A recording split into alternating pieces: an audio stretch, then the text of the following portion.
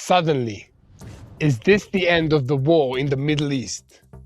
It was reported that Iran and the United States are heading towards a dramatic agreement. Let's take a closer look at what's happening.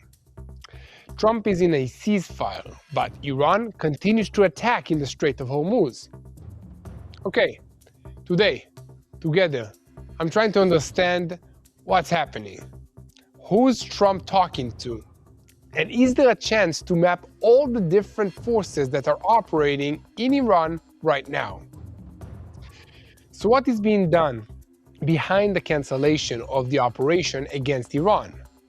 Are the powers of evil tightening their relations? China and Iran on one front before Trump's meeting in China. I'm Yair Pinto, and with me is Shoshani, and we are on Boots on the Ground, bringing you the whole truth about what's happening in Israel and also the whole truth about what's happening in our neighborhood, the Middle East. Iran and the United States are heading towards a dramatic agreement. The United States and Iran are getting closer to a memorandum of understanding that will freeze the uranium enrichment, gradually remove the sanctions, and open intensive nuclear negotiations under tight supervision. Alongside the opening of the Strait of Hormuz, in the White House, they believe that a framework memorandum is close to being finalized. And there, they are waiting for corrections that are supposed to arrive within 48 hours from the Iranians. According to the report, this is the closest stage the sides have been to an agreement since the beginning of the war, and afterwards, a more detailed negotiations will be set on the nuclear issue. The American president stated that progress in the contacts led to stopping the naval move in order to understand whether an agreement can be signed. But in practice, the decision may have dramatic security implications. While the Strait of Hormuz remains closed and the uranium has not left Iran, it's still dug underneath the ground of the rubbles of the strikes in Isfahan and Natanz, their nuclear facilities. While Trump signals that he does not intend to renew the fighting, despite the attacks from Iran, in Israel, we are trying to understand where the campaign is heading. And we know that in the end, the United States will decide. So, while the White House believes it is getting closer to understandings with Tehran to end this war, still, more and more very large military forces of the United States are arriving in this region. And what do we know about the agreement? That amongst the clauses that are being revealed, they're talking about an Iranian commitment to freeze the uranium enrichment, to freeze the sponsorship of the proxies, an American agreement to remove the sanctions on the other side, and a mutual removal of the restrictions on the passage through Hormuz. Many of the conditions in the memorandum depend on a final agreement that is being achieved, which leaves the possibility of renewing this war. And on the table, negotiations are heading with a loaded gun. In its current form, the agreement will declare the beginning of 30 days of negotiations. But you probably want to know what's happening on the ground, or more accurately, in the waters. Despite the administration's statements about a ceasefire, the Strait of Hormuz is far from quiet. The chairman of the Joint Chief of Staffs, the United States, confirmed in a briefing held last night that since the ceasefire went into effect, Iran has attacked U.S. forces more than 10 times. The incident includes fire towards the American warships, as well as 9 attacks against commercial vessels. Last Monday, 2 American commercial ships were attacked while crossing the Strait of Hormuz, when it was revealed for the first time that American military security teams had been placed on board as a preventative defensive measure as part of the operation. In the naval arena, the clashes have become direct and deadly. American AH-64 Apache and MH-60 She-Hawk combat helicopters destroyed 6 fast boats of the Revolutionary Guards after they threatened the commercial ships. The president made clear that the naval blockade on Iran remains in full force. The American Secretary of State, Marco Rubio, added that the United States will not allow Iran to hold the global economy as a hostage, especially under a nuclear threat. There is something that needs to be said out loud. Everyone talks at Trump and asks, is this guy crazy? Is he exaggerating? Is he just throwing out threats? But maybe that's exactly the point. For years, Iran and its proxies threatened Israel in the language of the Middle East. He will erase Tel Aviv. We will destroy Israel. We will burn the region. And then Trump comes along, and instead of answering them in the language of international conferences, he answers them in the exact language that they understand. Only reversed. If you touch American ships, Iran will be wiped off the face of the earth. In other words, Trump may not speak Persian, but he has definitely started speaking Middle Eastern. And it is driving the Iranians crazy. With Europe, they know how to buy time. With the United Nations, they know how to talk about diplomacy. With Israel, they know the game of threats. But with Trump, it is harder for them. One moment he threatens, the next moment he talks about a deal. Right after that, he opens the Strait of Hormuz, and then he throws out another sentence that sends Tehran into an emergency meeting. The Iranians cannot identify their boss. They do not know how to deal with the United States president. They do not have their usual pressure points on him. He jumps from side to side, trolls them, and leaves them with celebrations of a fake victory, while the economic rope around the regime only gets tighter. And that's the truly important point. Everyone is now asking, when will the fire open again? When Israel will, and when the United States will enter another military phase. But war is not only missiles and planes. War is also blockade, money, fuel, export, maritime insurance, inflation, a shortage of oil storage, and above all, the regime's fear of its own people. The military effort of Israel and the United States has a glass ceiling. There is no intention to occupy Iran. Therefore, the Revolutionary Guards can always fire something else, release another video, and tell their public, look, we are still standing against America. We have seen this for years with terrorist organizations. In the Middle East, sometimes it's enough to stay alive in order to declare a historic victory. But the naval blockade is a different story. This is not only the Strait of Hormuz. This is a broad pressure on Iran's ports, on exports, on revenues, and on the regime's ability to hold an entire country during war. Iran is losing income. Inflation is raging. The Revolutionary Guards still need money, fuel, salaries, and loyalty. And if Iran cannot export oil, then there is also a storage problem. When there is nowhere to store oil, they have to start closing wells. And that's already technically and economically damage that is hard to reverse quickly. In other words, while everyone is waiting for the big question, the big explosion, it is possible that the real explosion is actually economic.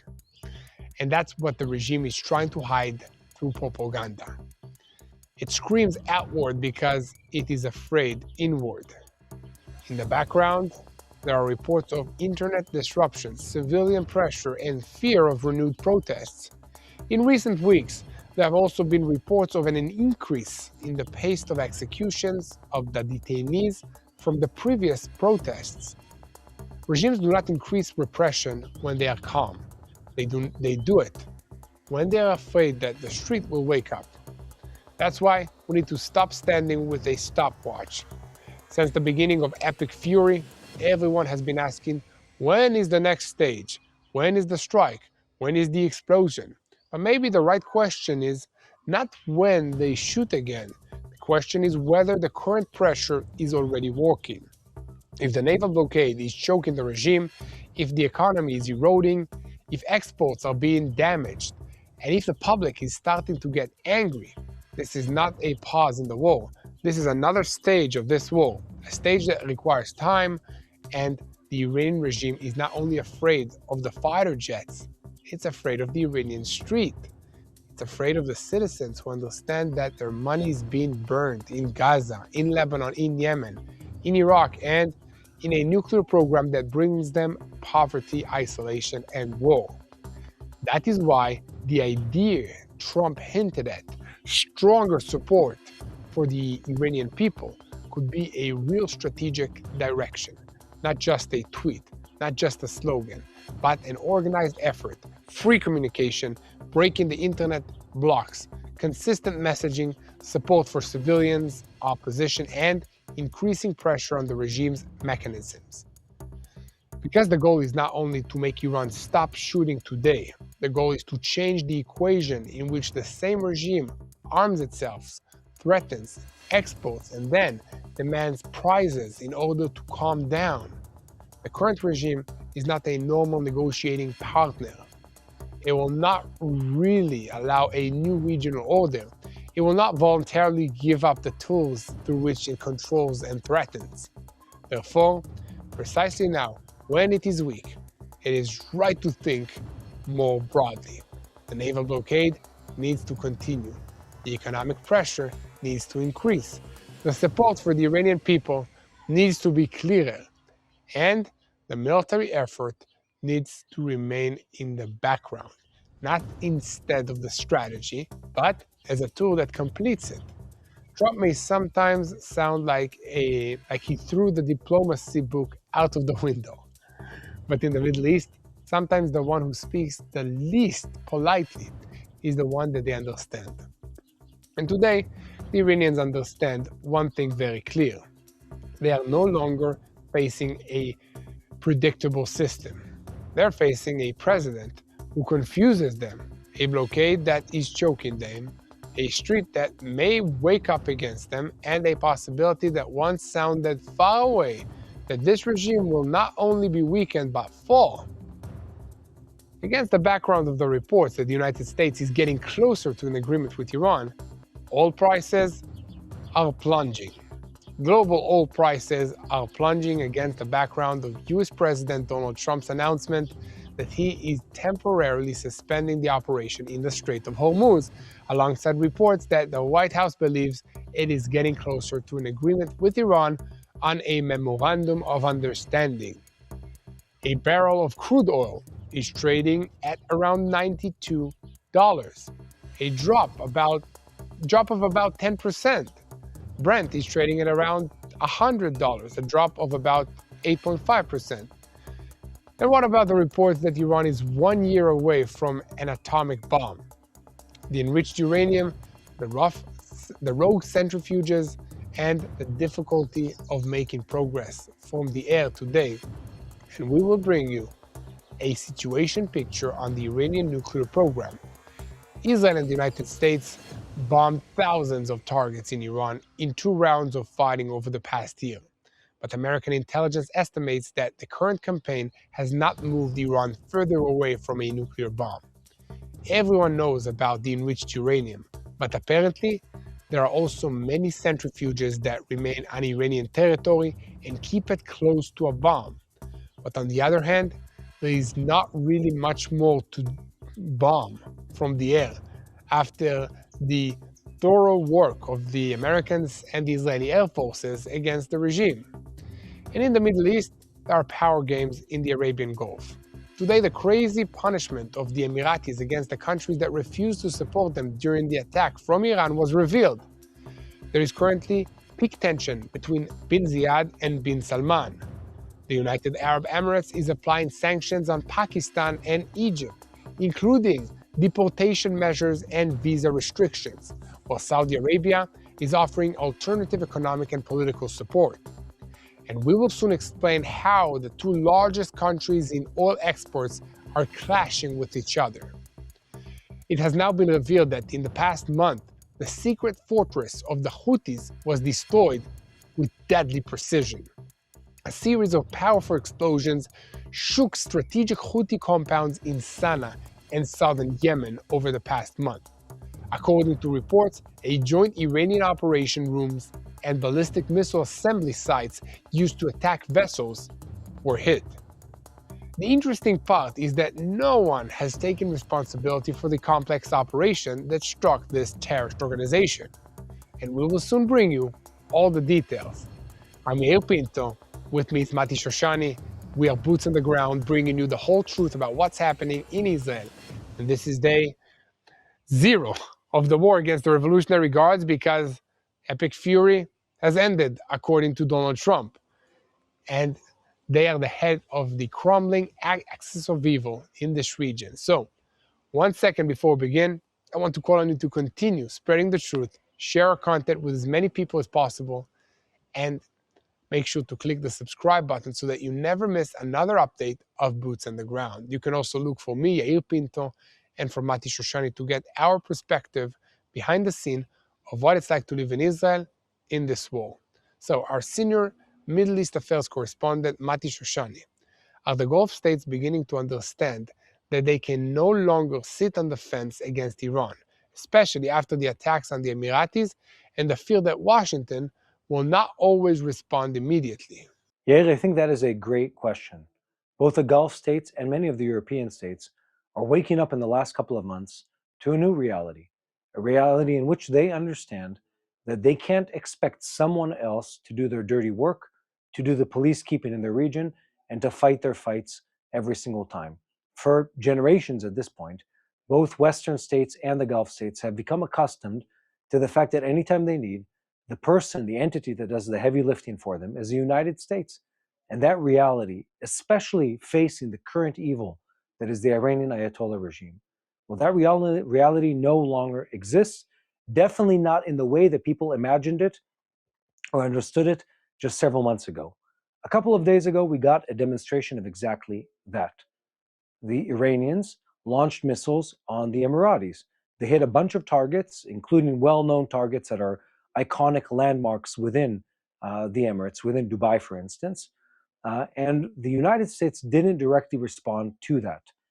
And the United States also responded publicly saying, look, that wasn't enough for us to justify a restart or a re-beginning of the hostilities, of the attacks directly on Iran. Now, the US did fight Iran, and the US did diminish the fighting power of Iran.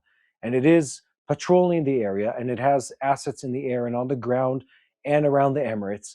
But that answer, that solution that the United States gives these countries, doesn't completely encompass every scenario in which the Iranians or someone else attacks these countries. And they're waking up to a reality that is long overdue, let's say it that way, in which they need to start fighting also their own wars. Where do we see this? The Emiratis and the Saudis have a substantial air force bought with the best of their money from the best of what the Americans can make. They have also terrestrial armies that are able to fight. And yet, who did all the fighting in this war? Aside from one symbolic attack by the Emiratis, it was the United States and Israel that fought against the Iranians. And we need to be clear here.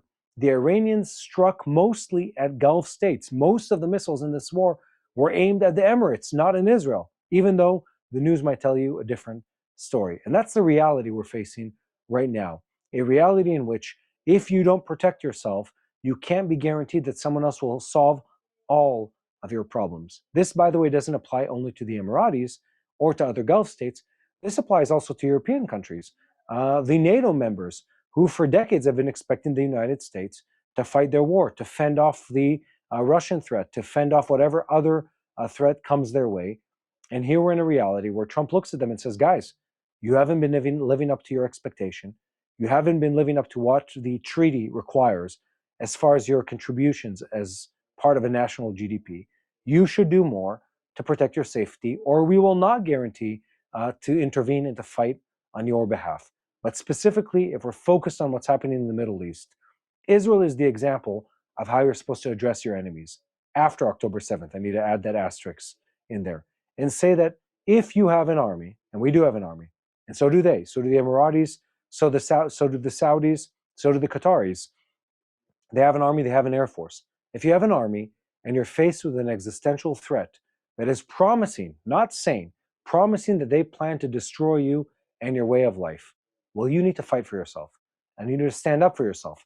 And you need to put down your foot when it matters and fight against your enemies. We are watching, Yair, and I need to say this clearly, we're watching a reshuffling and a restructuring of the power balance in the world, not just in the Middle East right now. And every country that has not gotten the memo yet, now is the time, guys, to understand that things today are not the way they were in the past. And it is time for you to fight for yourself, to put money into defense, to put time and assets into training your soldiers. And when the time comes to stand up to the bully of your generation, of your time, be it the Iranians, be it the Russians in the case of Ukraine, you need to stand up and fight. Someone else, Israel or the United States, they might intervene. It's not their responsibility. It is those countries' responsibility to fight for themselves and protect themselves. And I think a lot of countries are waking up now and realizing that they've been heavily reliant on someone else to do their dirty work for too long, and now it's time for them to take action. One last thing here. The United States, if you think this, hasn't weakened in its treaty or relationship to the countries in the Gulf. On the contrary, it has proven it's the only country with which an alliance is worthwhile. You had an alliance with NATO, useless right now in the Middle East. You had an alliance with anyone else, the Russians, the Chinese, they themselves can't move their ships out of the region. The only country who is able and willing, which is two important components, to put boots on the ground, ships in the water, jets in the sky, and actually fight a war, well, that's the United States, and of course, the small state of Israel. And anyone that wants a strong partner, a strong friend that can manufacture and deploy weapons and soldiers, well, they know who that partner is in the Middle East now and in years to come. Mati, does the suspension of Project Freedom endanger the trust that the allies have in the United States, or is Trump simply managing the war at a pace that no one in the region is used to? Okay, let's talk about Project Freedom for just a second. I think this is where things get interesting, and it's also hard to really understand why and how Trump is doing different things. First, what were the real actions? The real actions were the US pushed several large ships, destroyers, through the Strait of Hormuz, through the existing or not existing minefields, firing at Iranian targets, suppressing Iranian fire, both drones, ballistic missiles, anti-ship missiles, and speedboats that were going towards those ships to stop them, and then escorted out several US flagged carriers, or let's call it large vessels that were in the Strait of Hormuz, through the Strait of Hormuz. That was the beginning and the majority of what was Operation Freedom. But what's important here, what is something we can deduct from here, is the fact that the Trump administration is willing to do things quickly, violently, and effectively in a manner that other countries don't always understand and usually don't see coming. Let me explain. If he needed to make a point, and there was a point that needed to be made here, that they're able to break the blockade imposed by the Iranians, that was done. Imagine this. The Iranians publicly say, and I assure you they're saying this behind closed doors, they say, we can guarantee that no one will make it through the Strait of Hormuz unless it's through us. President Trump and his war cabinet, they're sitting in the Oval Office or wherever they're sitting that day. They look around and they say, you know what, guys? Watch this. And they say to everyone around the world, get your cameras rolling. We're about to pull out these heavy, large targets under the nose of the Iranians, and they won't be able to stop us. So why was that operation carried out? Because it answers the question of, can the US break the Iranian blockade? And the answer is a resounding yes. Can the Iranians stop the Americans from breaking that blockade and traveling through the Strait of Hormuz? The answer is no. I'm putting aside or setting aside the question of the costs of that, how much manpower it takes, can it be sustained over time? This is often a question of perception, not just absolute military power. Now, there's an important note here because the entire world is watching what's happening here to see where it goes, to see if the Iranian, the terrorist regime, can stop the American armed forces. Time and time again, the Trump White House flips the agenda on them. They thought that they could blockade the Strait of Hormuz. Trump and his forces, well, they blockade Iran. They cause more damage to them than is being caused to anyone else in the region right now. They think they can stop US ships. They show them that they can make it through. They think they can hide assets. The US comes and bombs them, and the list goes on and on and on, just to make a point of how much the US is supreme in this battle and how much of an underdog and an underachiever the Iranian regime has been here. Part of this is public perception. Part of it is making a military point, a financial point, a political point. Mati, is the war against Iran now becoming a war over consciousness or less than a sea war or a missile war or a war for oil? What do you think? Yair, that is a great question. And I think the question is flawed. This always was a war of perception and hasn't become only a war of perception. In fact, I'd say that every war that's being fought right now around the world is about perception and not just numbers, unlike what it used to be in the past. And even then, I would argue that a lot has to do with public perception and PR campaigns. This isn't about just who has more soldiers on the ground. It isn't about who has a stronger army. It's about the perception of who rules the game and who is creating in real time the rules of engagement and the rules of negotiation. And Trump and his negotiator team have brilliantly, and I think this will be studied in the future, beautifully, brilliantly, as Trump likes to say, they have mastered the game of playing PR games with the Iranians. The Iranians tried to master the negotiation. They tried to spin the negotiations. They tried to control the Americans in the negotiations.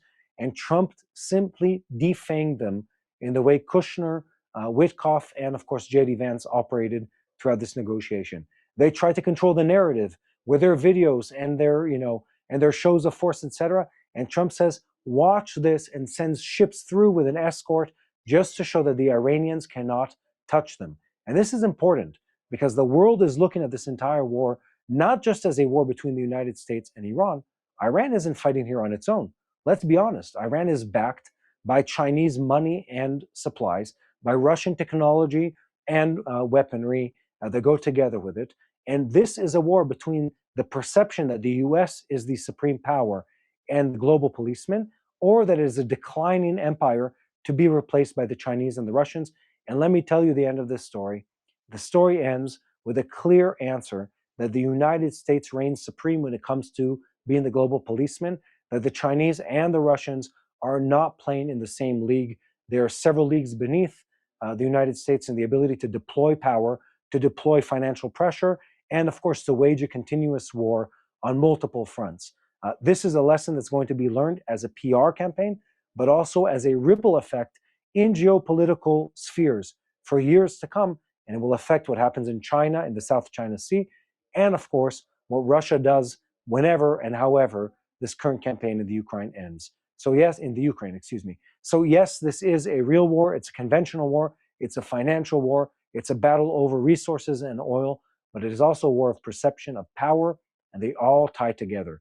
And the U.S. has done, in my mind, an amazing, amazing, amazing campaign here of really wrapping this strategy around the topic of oil and the control and the flow of it, around military control, around the perception of power, around the perception of control of the situation. And Trump is correct when he says that the U.S. doesn't necessarily need an agreement. They are strong enough, they are resilient enough, they are rich enough to force the situation on the Iranians, even without a substantial agreement. Thank you very much, Mati Shoshani. This really helped me understand better what we are dealing with. And to all of you joining us, we are TBN Israel. We report twice a day about what's happening in this war because it's important that you'll stay up to date from the ground, from Israel, and know how to pray for the situation.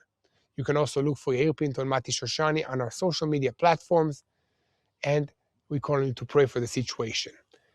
And we invite you now to take part in something that is super cool, something that is rooted in the land and in our hearts here in Israel. The Rebuild Israel campaign continues, bringing life back to Israel's north. Along Israel's northern border, an area marked by war, displacement, and loss, we are planting an apple orchard, not as a symbol for a single moment, but as part of a long-term commitment to rebuild what was damaged. And this orchard is more than just agriculture. It creates jobs for local families, it helps communities return and rebuild, and it sends a clear message to the people of Israel: you are not alone. When you donate, you're not just giving, you are rebuilding. Your support puts trees in the ground, restores livelihoods, and transfers land that was scarred by war into a land that grows again. This is how renewal takes root. This is how Israel rebuilds after war. So join us in restoring the North and strengthening the future of the land of Israel.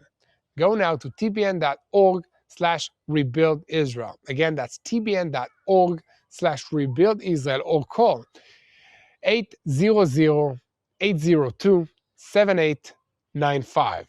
800-804-7895. Rebuild the land, restore hope, bless the future.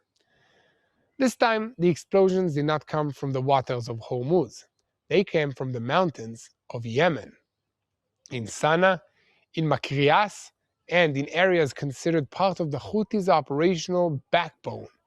A series of mysterious explosions struck compounds used to assemble missiles, operate drones, and coordinate activities between Iran and its proxies. No one claimed responsibility. But in the Middle East, sometimes the silence after an explosion says more than any official statement. And that is why the question tonight is simple. Why Yemen? Why now? And why, while the world is watching the Strait of Hormuz?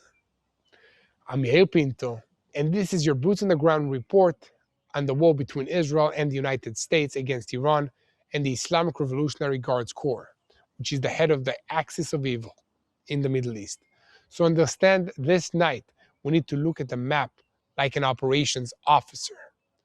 On one side, the Strait of Hormuz, the passage that connects the Persian Gulf to the world. That is where Iran is trying to decide who passes, how they pass, through which route, and at what political price. On the other side, Bab el-Mandab, the passage that connects the Red Sea to the Gulf of Eden and the Indian Ocean. That is where the Houthis in Yemen hold another threat, cheaper, grayer, but very dangerous. Drones, missiles, explosive boats, and attacks against the civilian ships. Between these two passages, the real war over freedom of navigation is now being fought. This is not only a war over bases, not only a war over the nuclear file, not only a war over the diplomatic headline. This is a war over the ability of the world to move. Over the past month, according to reports, the Jabal Atan compound in Sana'a was struck. That's not a name that most viewers in America know, but for the Houthis and for the Iranians standing behind them, it is a very sensitive location.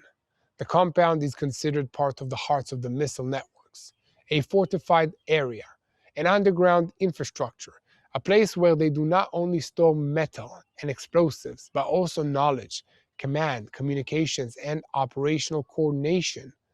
One of the main targets was a secret operations room. According to reports, this room was used to coordinate between Iran and its proxies in Lebanon, Iraq, and Yemen. In other words, not just a Houthi room, a room of the Axis.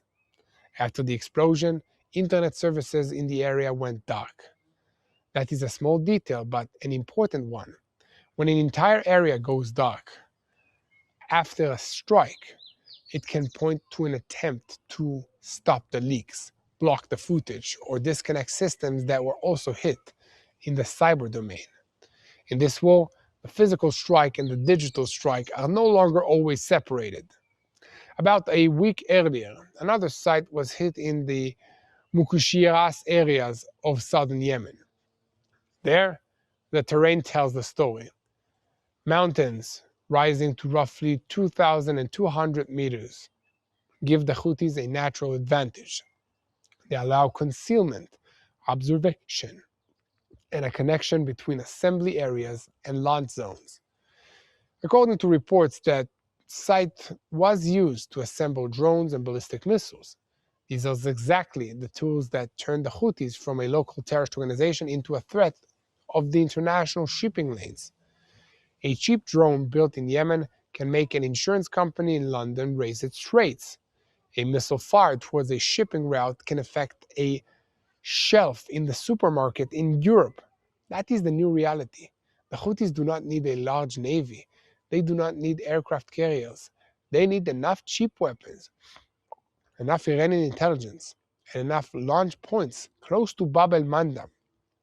From there, they can threaten the ships moving between Asia and Europe, exactly as Iran applies pressure in Hormuz. So, if this was indeed a precise external operation against the Houthi infrastructure, the message is clear. Anyone trying to open a second maritime front for Iran may discover that their own rear is exposed. But Yemen is only half of the picture. In the Strait of Hormuz, the situation remains explosive. The container ship San Antonio, belonging to the French company CMA CGM, was hit while crossing the strait. Crew members were wounded and evacuated for medical treatment. The vessel was damaged. The ship, sailing under a Maltese flag, was on its way to India. This is not a minor incident. CMA CGM is one of the largest shipping companies in the world. When one of its ships is hit in Hormuz, it does not remain only in the captain's office. It reaches the trading routes, the governments, the ports, the insurance companies, and anyone trying to calculate whether a shipping route is still safe. According to a company report, several of its vessels have been stuck in the Gulf Sea area since the war began. And last month, there was directly already a report of a warning fire towards another ship. Now, there is a hit, wounded crew members, and damage. That means that the threat has moved to another stage, from harassment and warnings to an actual strike. And this is happening exactly while President Trump is talking about progress towards an agreement. Washington announced that Project Freedom, the operation meant to help ships pass through the Strait of Hormuz, will be paused for a short time. Trump explained that the move came at the request of Pakistan and other countries, and because of what he described as major progress towards a complete and final agreement with the Iranian representatives. But we need to pay attention to the wording. The blockade remains. Project Freedom is paused, not erased. These are two different things. The Americans are briefly stopping the direct escort operation inside the strait, but they are not releasing the pressure on Iran. Iranian ports remain under the blockade.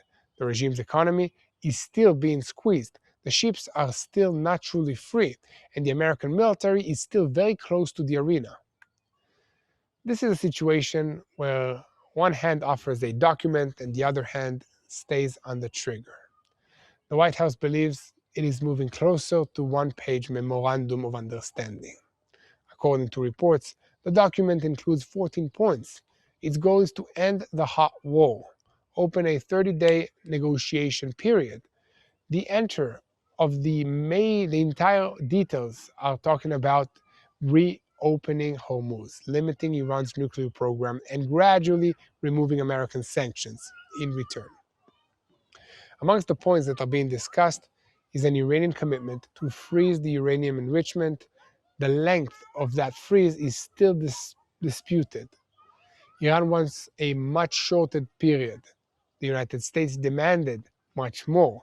Now, the discussion is about a long range, possibly 12 to 15 years. There's also discussion of Iran removing highly enriched uranium from the country. That's a critical demand because enriched materials is not just a number in the laboratory. It is the heart of the ability to break out towards a nuclear weapon in the future.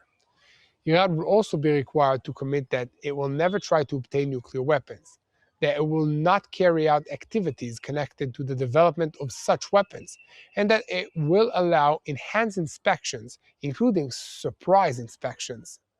In return, the United States will gradually remove the sanctions and allow the gradual release of frozen Iranian funds.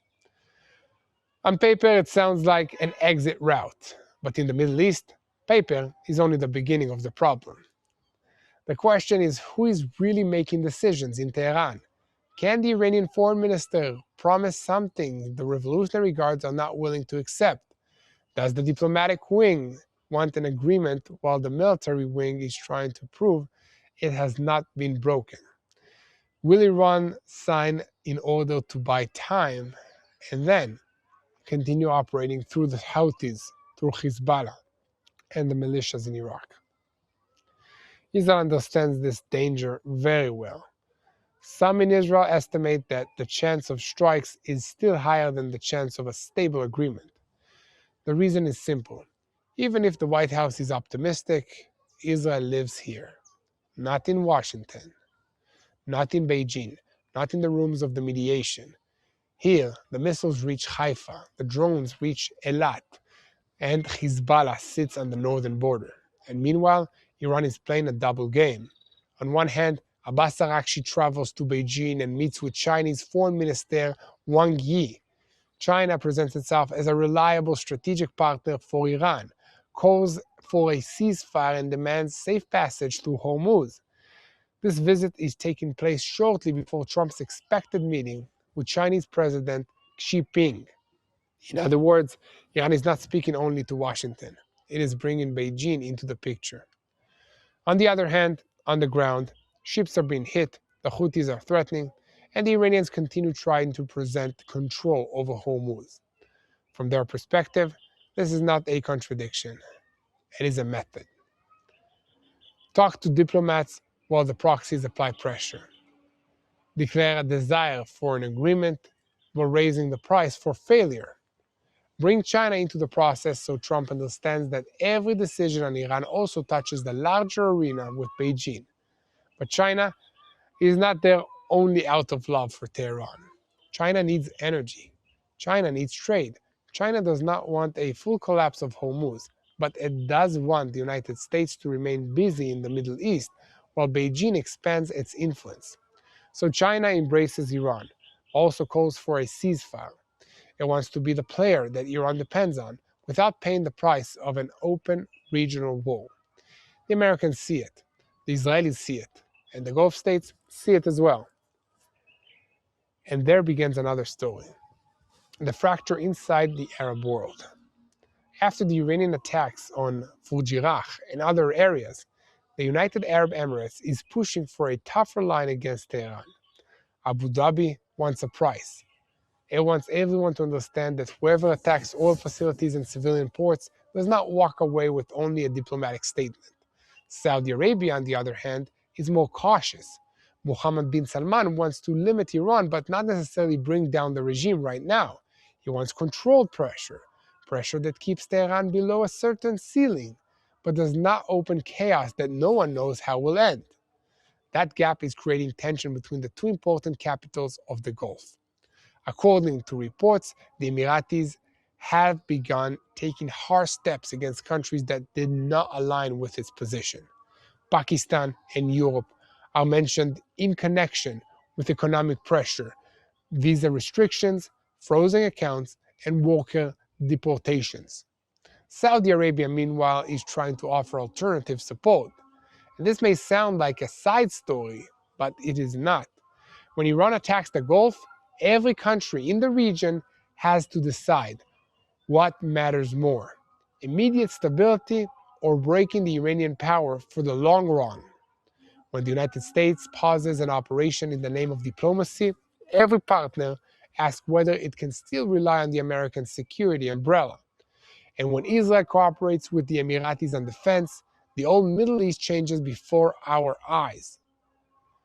And before we continue, if this report's helped you understand the big picture of what's happening in the Middle East, don't remain only a viewer on the sidelines.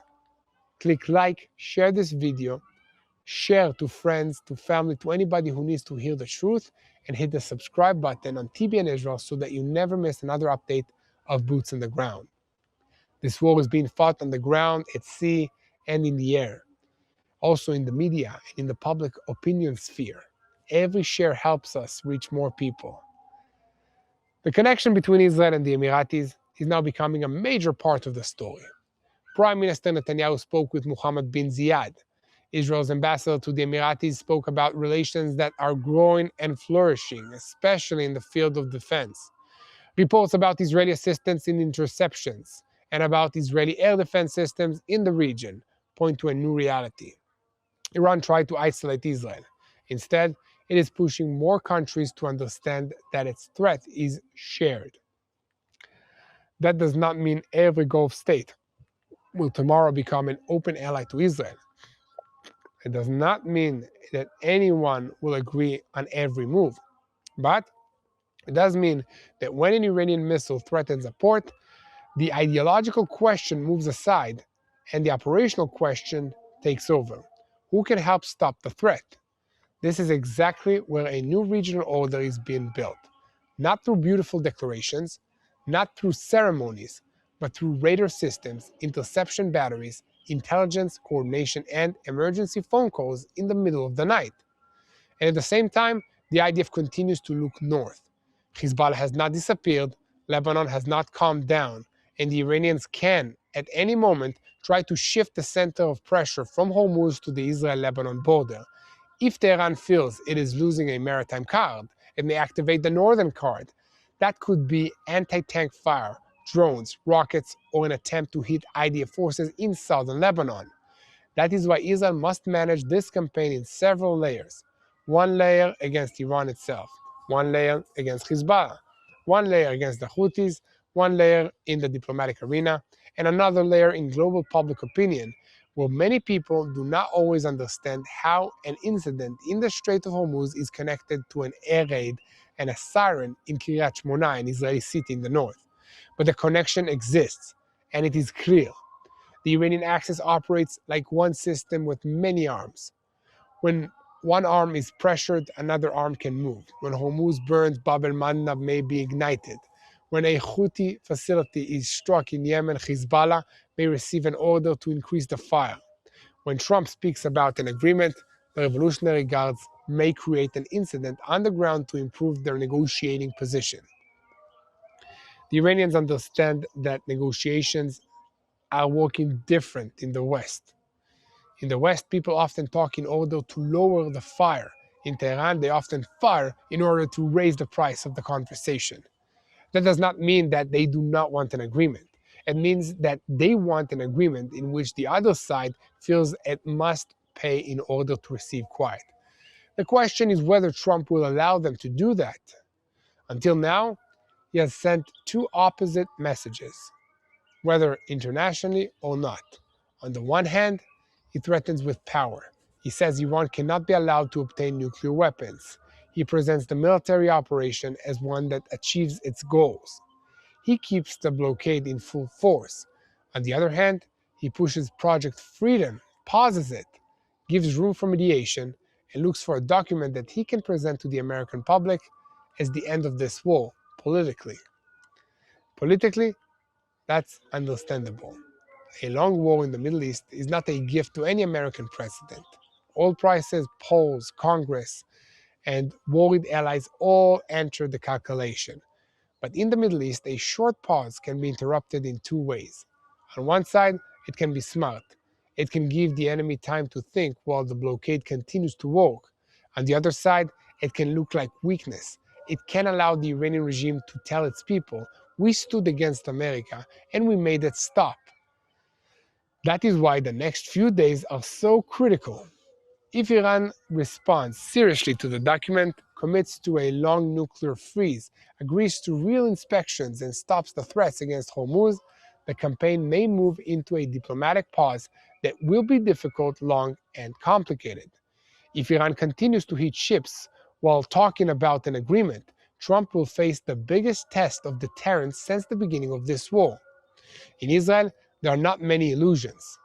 A good agreement must dismantle capabilities, not just freeze the headlines. It must deal with enriched uranium, underground facilities, surprise inspections, missiles, and the proxy network. If the agreement leaves Iran with the ability to recover, reorganize, and return stronger in a few years, it does not end this war. It buys time for the enemy. And time is exactly what Iran is looking for. And it's time to repair their system, time to calm the streets, time to reconnect the networks, time to coordinate with China, time to stabilize the economy, time to prove that the Revolutionary Guards are still in control. That is why every clause in the document matters. Every phrase matters. Every day of the 30-day negotiation period will be the test. Meanwhile, the Houthis in Yemen received a powerful, painful reminder. Even geographical distance does not guarantee immunity. If their operations rooms were hit, if their assembly sites burned, and if their launch routes are exposed, the threat to Bab el-Mandab can be weakened. Not erased, but weakened. And that matters to Israel, because freedom of navigation in the Red Sea is not just a matter of distant ships. It is connected to the port of Eilat. It is connected to the trade. It is connected to Iran's ability to pressure Israel from the south while Hezbollah pressures from the north. It is connected to whether the war remains focused or spreads into more and more circles. Now let's return to the starting point.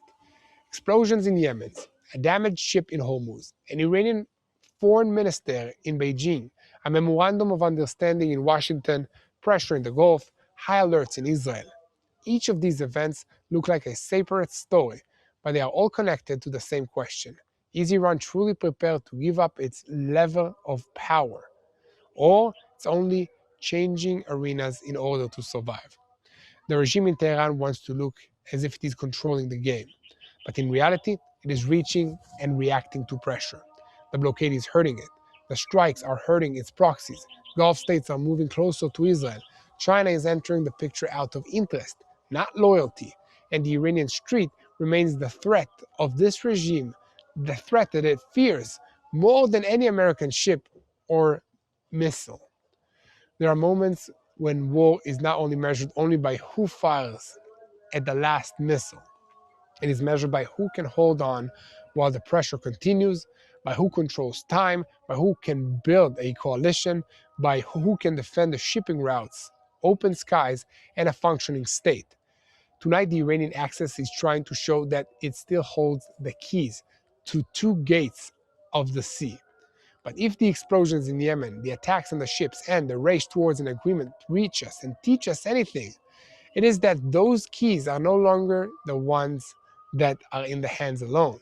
If the memorandum is signed, the test will not be the ceremony. The test will be the implementation. And if it collapses, the question will not be who opens fire first, but who has already prepared the next strike. So keep spreading the truth. Follow us, and most importantly, don't forget to hit the subscribe button. We are TBN Israel. We report every day twice about what's happening in this war, and we call on you to share the truth and to pray for the situation. Yes, this is a spiritual war, and I call on you to pray for wisdom to our leaders, for the servicemen and women that are fighting to defend us, for the IDF personnel, for the families of Israel that are under stress by these attacks, by the enemy. Keep praying for God's will to be done here and for the peace of Jerusalem. And we'll see you again tomorrow. Hello, this is Mati here in Jerusalem with TBN Israel. This is Yair Pinto from TBN Israel here in Jerusalem. TBN Israel is keeping viewers informed with Israel-focused news, culture, and what God is doing in this land. Support TBN Israel today online at tbn.org/Israel. Thank you.